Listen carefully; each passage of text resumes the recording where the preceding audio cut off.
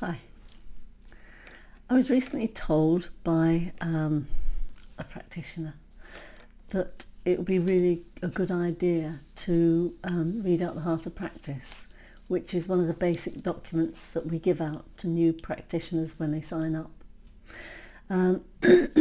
First of all, I'll speak about the practice in a nutshell, and then I'll go into the Heart of Practice document, and I'll just read it. Okay, so the practice in a nutshell. The most important question you can ask is, how am I feeling right now and why? What am I thinking right now and why? From that you can observe and understand. Now, understanding doesn't come easy, but as long as you're observing, there is the potential for understanding. Virtually all your emotions and thoughts will be driven by increases and decreases in power.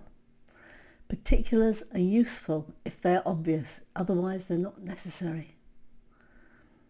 Observation of emotions is body sensing. Regular contemplation of and meditation on your death will diminish identification and attachments. So that's the practice in the nutshell. So I'm turning a page, so I need to lick my finger. And now for the Heart of Practice. I'm reading from this document here, the Heart of Practice, which any new practitioners will get. Okay, so the Heart of Practice.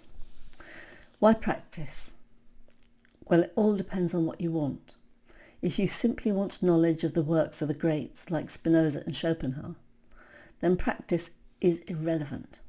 However, if you have a quest for inner freedom, and don't underestimate the term inner freedom, because with it comes joy and love.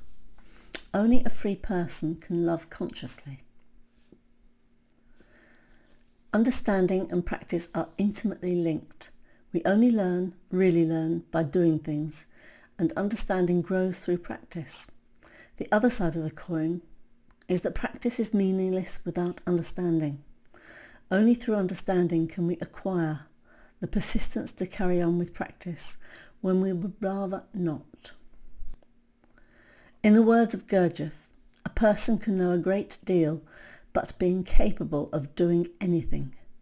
And on the other hand, it is possible for a person to be able to do things but not know what is useful. So, the Heart of Practice consists of understanding and the ability to do so. As such, there is a 3-step process that is a highly condensed version of methods taken from various traditions, including Zen, Gurdjieff, and Spinoza. These 3 steps sound simple, but are extremely difficult to do. They are, and I'm just going to read what they are here. I'm not going to go into the whole document because it's quite lengthy. The first one is sense the body. The second one is observation. And the third one is understanding. And then at the end of the document there is the morning exercise. And right at the end, I will read this, is why do it? The work associated with Spinoza requires we are sensitive to our emotional state. Since the emotions are held in the body, clenched jaw, tight chest, shoulder tension, etc. This exercise develops much greater bodily sensitivity.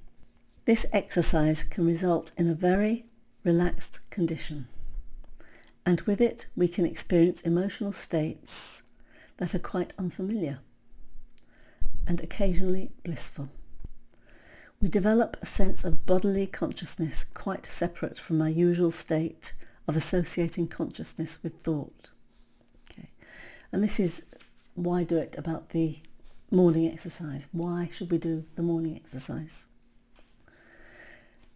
This is a very old exercise and is detailed in the Zen teachings of Bodhidharma, where it is claimed the exercise leads to nirvana. I wish. Finally, there are some claims made in the Gurdjieff tradition about this exercise leading to the development of an astral body. Applying the attention, a higher force, to the body, a lower force, gives birth to a middle force, an astral body. I have no idea whether this is true or what an astral body is, and mention it for completeness. Now this Heart of Practice was actually written by Martin Butler, and it embodies what we're doing briefly. There's obviously a lot more around it. There's a lot of work. You do the work. We're not your guru sitting dishing out enlightenment by the shovelful. This is your work, if you choose to do it. Anyway, thank you for listening. I hope you got a taste of the practice.